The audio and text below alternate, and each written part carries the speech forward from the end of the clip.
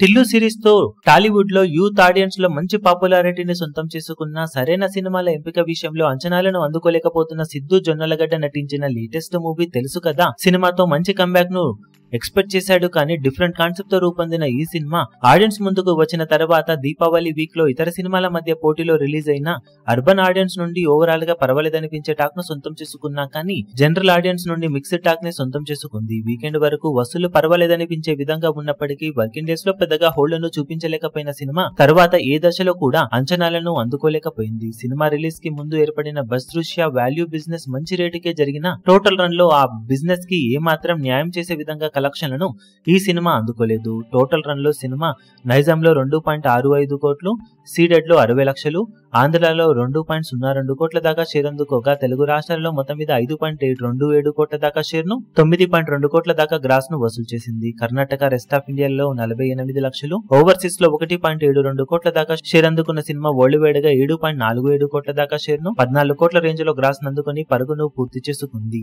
23 కోట్ల range value break even target తో బరిలోకి దిగినప్పటికీ టోటల్ రన్ లో ఏకంగా 15.5 కోట్లకు పైగా లాస్ ను సొంతం చేసుకుని డబుల్ డిజాస్టర్ గా బాక్సాఫీస్ దగ్గర పరుగును పూర్తి చేసుకున్న సినిమా సిద్ధు జొన్నలగడ్డకు back to back utter flop result లను సొంతమయ్యేలా చేసింది. ఈ సినిమా రిజల్ట్ తర్వాత ఇప్పుడు సిద్ధు జొన్నలగడ్డ బాక్సాఫీస్ దగ్గర అప్కమింగ్ మూవీస్ తో ఎలాంటి కంబ్యాక్ ను దక్కించుకుంటాడో చూడాలి.